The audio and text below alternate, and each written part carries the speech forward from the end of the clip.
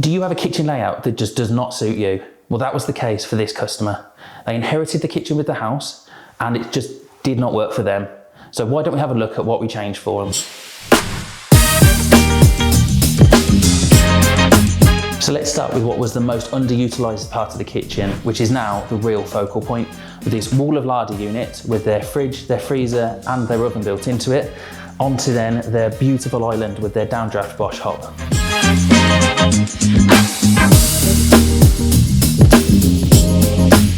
On the other side of the kitchen then, we have fitted this full height window to throw more light into the room, alongside these larder units, which are shallow depth to maximise the storage in this little area. And then on this side of the kitchen, we've got their fit out in their breakfast nook.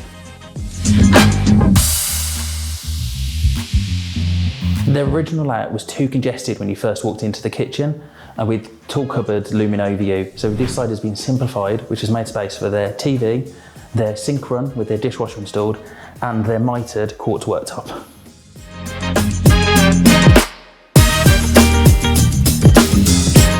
If you're looking to transform your kitchen layout into a space that works for you, get in touch with Plum Kitchens today.